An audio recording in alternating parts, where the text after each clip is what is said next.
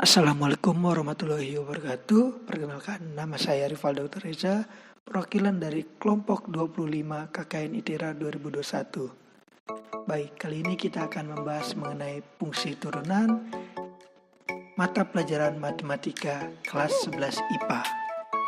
Apa sih turunan itu?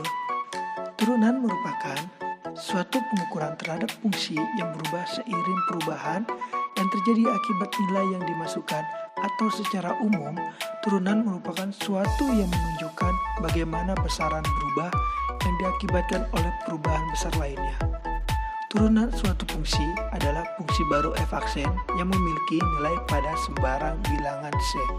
Oke, dalam kasus kali ini adalah jika kita mempunyai fx, maka turunan dari fx itu merupakan f aksen x.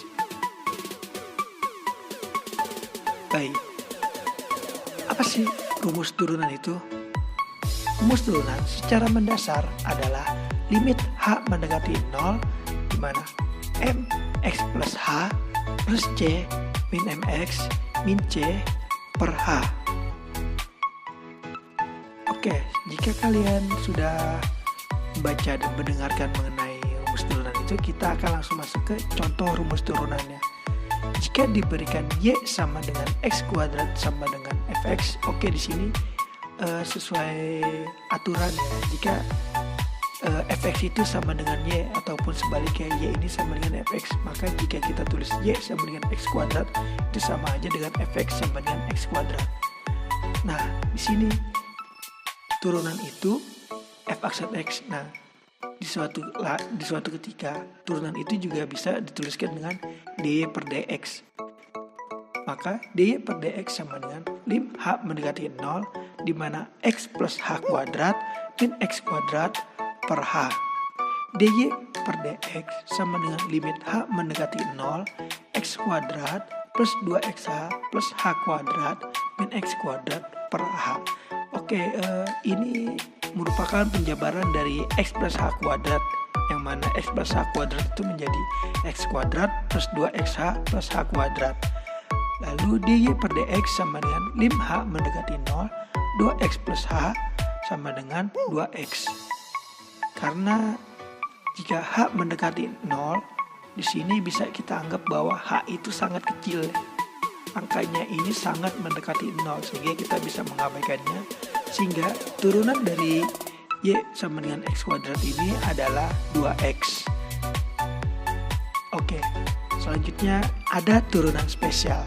Apa itu turunan spesial? Jadi, kalau kita sudah membaca dan mengerti mengenai rumus turunan di atas, bahwa kita dapat mengkonsepkan bahwa x plus h kuadrat ini sama dengan seperti rumus a plus b kuadrat. Untuk mencari selanjutnya ini, kita bisa menggunakan hukum Pascal, yang mana nanti 121, 1331, 14641 dan seterusnya.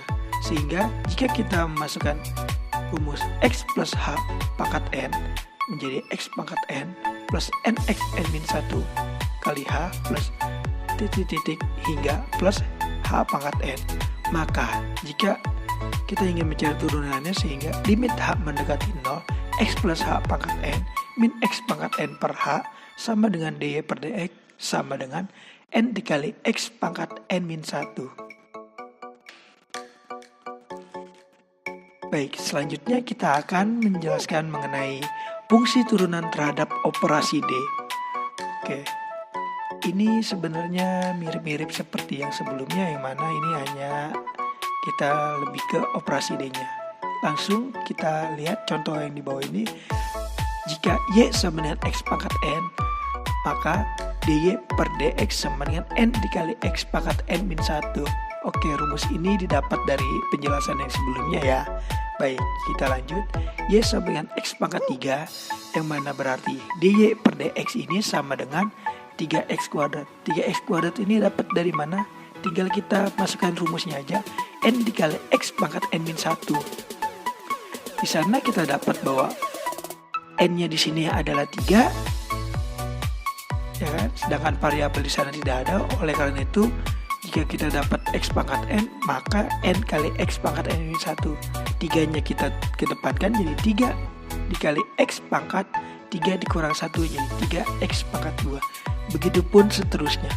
Sehingga jika kita kalikan silang, misal dy per dx ini sama dengan 4x pangkat 3 ya kan, yang sebelumnya mana y sama dengan x pangkat 4, dy per dx sama dengan 4x pangkat 3. Tinggal kita kali silang aja bahwa dy sama dengan 4x pangkat 3 dx, sehingga dimana tadi kita dapat y sama dengan x pangkat 4, berarti dx pangkat 4 ini sama dengan 4x pangkat 3 dx. Atau bisa kita artikan bahwa turunan dari x pangkat 4 ini merupakan 4x pangkat 3 dx. Oke, selanjutnya kita akan memasuki ke aturan rantai. Apa sih aturan rantai itu? Seperti yang kita tahu, rantai itu merupakan suatu benda yang mengikat satu sama lain sehingga dia membentuk suatu ikatan yang kuat. Di dalam turunan ini kita juga menemukan bahwa aturan rantai. Apa sih aturan rantai itu? Aturan rantai adalah fungsi-fungsi rumit di mana Y merupakan fungsi dari U dan V merupakan fungsi dari X, sehingga maka berlaku jika Y atau Fx sama dengan K dikali U, maka turunan dari Y aksen ini sama dengan K dikali U aksen, di mana K ini merupakan konstanta. Lalu bila kita menemukan Y sama dengan Fx sama dengan U plus minus V, maka Y aksen ini atau turunan dari Y ini merupakan U aksen plus minus V aksen. Di sini maksudnya adalah jika kita ada U plus V, maka kita U aksen plus V aksen. Jika U min V, maka kita mendapatkan U aksen min V aksen. Lalu yang ketiga ada bila Y sama dengan Fx sama dengan U dikali V, maka kita dapat turunannya adalah U aksen V ditambah U dikali V aksen. Dan yang terakhir adalah bila kita mempunyai Y sama dengan Fx sama dengan U per V, maka kita mendapatkan turunan dari Y adalah U aksen V min UV aksen per V kuadrat. Oke, jika kalian bingung U dan V itu apa, jika kita mempunyai suatu fungsi, ya kan, dimana di dalam fungsi itu kita mempunyai dua perkalian. Misal kita ingin mencari X kuadrat dikali Y kuadrat. Nah, X kuadrat itu merupakan U dan Y kuadrat itu merupakan V. Jadi kita ngada-ngada bagaimana supaya kita mencarinya lebih mudah. Fungsi aturan rantai adalah agar kita memudahkan mencari nilai dari turunan suatu fungsi yang mana dalam fungsi tersebut memiliki dua variabel seperti X dan Y. Oke, sekarang kita masuk di turunan implisit. Apa sih turunan implisit itu? Untuk mengetahui atau menghitung turunan pertama dari suatu fungsi implisit di mana Fx, Y sama dengan 0, maka kita harus memandang setiap suku sebagai fungsi dari variabel X. Kemudian diturunkan sesuai suku demi suku. Oke, di sini kita ada contoh 3. Yang pertama ini ada Y sama dengan X kuadrat. Berarti jika kita ingin mencari turunannya atau dy per dx, jika kita ingin mencarinya menggunakan aturan D, atau kita langsung saja Y ini jika kita turunkan menjadi dy sama dengan X kuadrat ini kita turunkan jadi dx kuadrat. dy ini sama dengan 2x dx, dy per dx sama dengan 2x. Baik, selanjutnya contoh kedua, ini ada X kuadrat plus Y sama dengan X pangkat 3. Jadi yang dimaksud implisit di sini adalah kita tidak bisa menyatukan, kita harus memandang setiap suku sebagai variabel dari X, oke? Jika X kuadrat plus Y ini kita anggap jadi satu, jadi dx kuadrat plus Y sama dengan dx pangkat 3. Jadi turunan dari X kuadrat plus Y ini merupakan 2x dx plus turunan dari Y dy, turunan dari dx pangkat 3 ini merupakan 3x kuadrat dx. Oleh karena itu kita dapatkan dy sama dengan 3x kuadrat dx. Pindah ruas 2x dx ini kita pindah ruaskan ke kanan sehingga jadi 3x kuadrat dx dikurang 2x dx. D sama dengan 3x kuadrat min 2x dx. Ini kita sifat asosiatif ya, kita tutup. Lanjut ke oke, dia sudah kayak gini, kita pindahkan dx nya lagi ke samping kiri, jadi dy per dx sama dengan 3x kuadrat min 2x. Yang terakhir xy, x kali y sama dengan x pangkat 3. Kita anggap xy ini sebagai satu variabel, maka dxy sama dengan dx pangkat 3. Berarti dx kali y plus dy kali x ini merupakan rumus dari yang kita pelajari sebelumnya, yaitu rumus aturan rantai. U kali V sama dengan U aksen V ditambah U V aksen, sehingga dx pangkat 3 kita turunkan jadi 3x kuadrat dx. Lalu kita pindah ruaskan yang sesuai, sehingga kita dapat dy per dx sama dengan 3x kuadrat min y per x.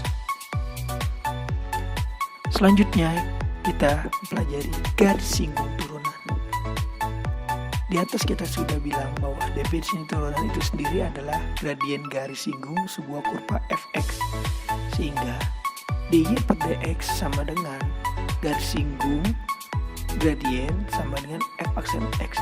Oke, di sini bahwasanya turunan itu merupakan dia gradien dari suatu garis singgung. Jadi bisa kita definisikan bahwa dy per dx ini sama dengan gradien garis singgung sama dengan f aksen x. Oke, kita pahami konsepnya di sini bahwa dy per dx sama dengan gradien garis singgung sama dengan f aksen x.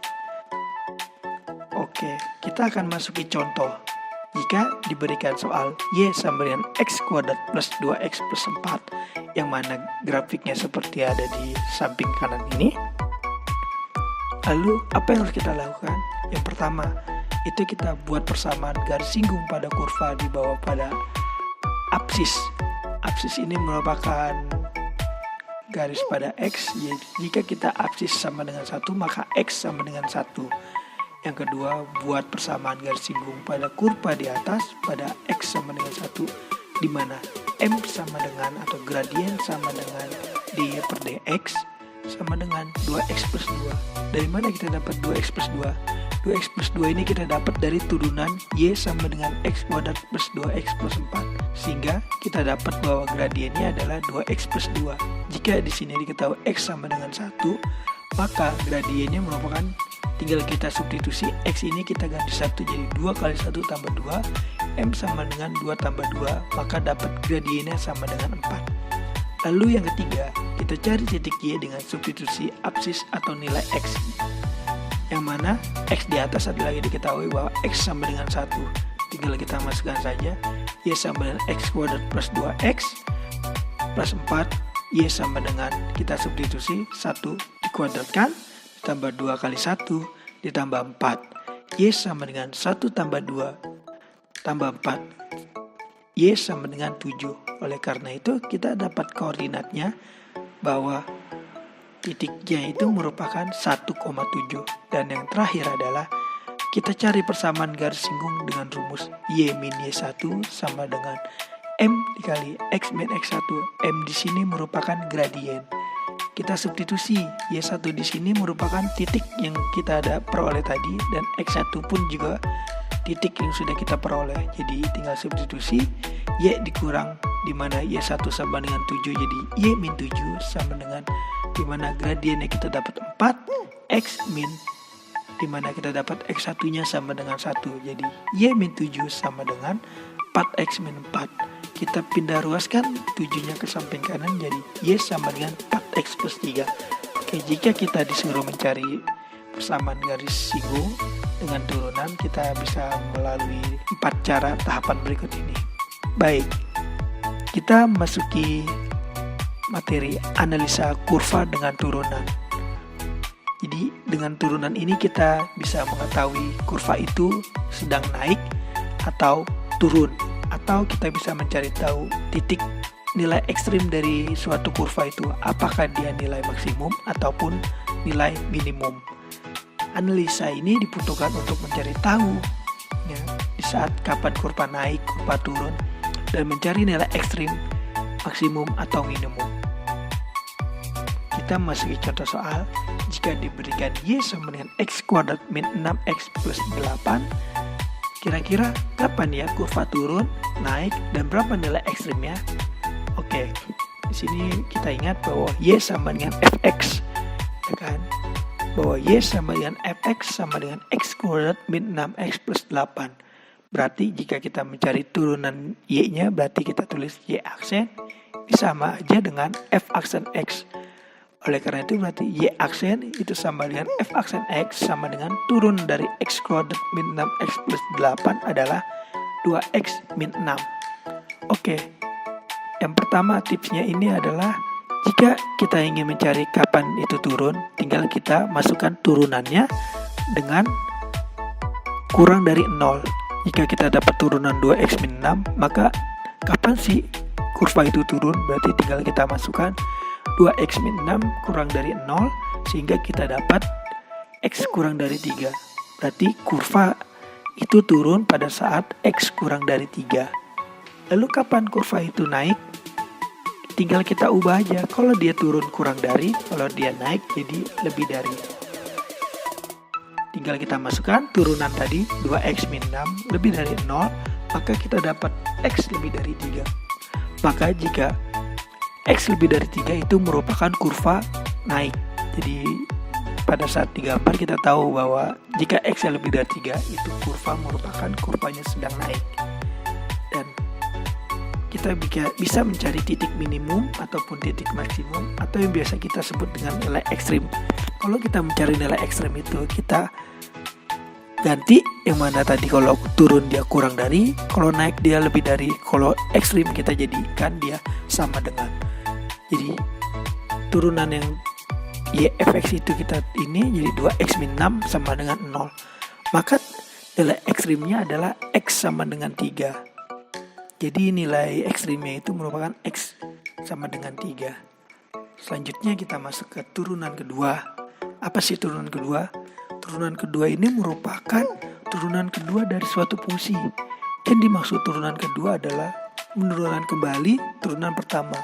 Oke, jika kita mempunyai Y itu merupakan fungsi, Y aksen itu merupakan turunan pertama, maka Y double aksen itu merupakan turunan kedua. Jadi kalau misalnya kita mempunyai Fx itu suatu fungsi, maka F aksen X itu merupakan turunan pertama, dan F aksen X itu merupakan turunan kedua.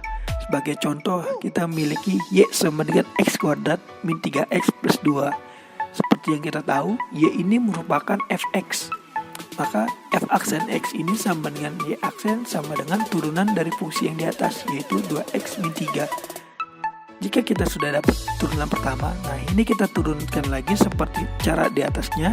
Jadi F double aksen X ini sama dengan, tinggal kita turunkan saja 2X min 3 terhadap X, kita dapat bahwa F double aksen X ini sama dengan 2.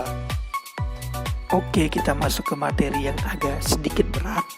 Sini kita masuki turunan kedua sebagai nilai ekstrim. Jika kita diberikan Y sama dengan AX kuadrat plus BX plus C, maka turunan itu maksimum ketika A kurang dari 0, F aksen X sama dengan 0, dan F double X kurang dari 0. Dan fungsi itu minimum ketika A-nya lebih dari 0, F aksen X kurang dari 0, dan F double aksen lebih dari 0. Aplikasi minimum dan maksimum turunan. Aplikasi minimum dan maksimum pada turunan adalah untuk mencari nilai minimum ataupun maksimum dari suatu kasus permasalahan. Oke, di sini kita langsung masuki contoh. Misalnya kita diberikan soal X kuadrat plus KX plus K min 1 sama dengan 0. Jika ditanya berapakah nilai X1 kuadrat ditambah X2 kuadrat, tahap pertama adalah seperti yang kita tahu bahwa X1 kuadrat tambah X2 kuadrat itu sama dengan X1 tambah X2 kuadrat dikurang 2X1 dikali X2. Itu sama dengan F. Baik, ingat rumus. Jika kita X1 tambah X2 itu kita sama aja dengan mencari min B per A. Di sini kita dapat B-nya K, A-nya 1, dan C-nya merupakan K-1. Jika X1 tambah X2 sama dengan min B per A, berarti min K per 1 itu sama dengan, berarti min K kuadrat dikurang X1 kali X2 itu merupakan C per A, berarti K-1 dibagi 1 sama dengan K-1. Kita substitusi, berarti min K kuadrat dikurang 2 dikali K-1 sama dengan Fx. K kuadrat min 2K plus 2 sama dengan Fx. Selanjutnya yang kedua, sehingga kita dapat F aksen K ini berarti turunan dari Fx atau Fk ini merupakan fungsi dari yang sebelumnya. Jika kita dapat K kuadrat min 2K plus 2, maka kita F aksen K ini sama dengan 2K min 2, sehingga 2K sama dengan 2, K sama dengan 1. Dari sana kita dapat bahwa K sama dengan 1, kita substitusikan ke fungsi yang kita dapat tadi di K kuadrat min 2K plus 2. Kita substitusikan nilai K-nya 1, berarti F1 sama dengan 1 kuadrat dikurang 2 dikali 1 ditambah 2 sama dengan 1. Sehingga X1 kuadrat tambah X2 kuadrat minimum saat 1. Maka nilai minimum adalah sama dengan 1. Baik, kita sudah selesai mempelajari mengenai turunan. Apabila ada yang ingin ditanyakan mengenai hal-hal berkaitan dengan turunan, bisa kalian tanyakan di rivaldo@gmail.com atau WhatsApp atau Institut Teknologi Sumatera. Baik, sekian dari saya. Mohon maaf bila ada salah kata. Saya akhiri. Wassalamualaikum warahmatullahi wabarakatuh. Semoga ilmu yang saya berikan bermanfaat bagi kalian. Terima kasih.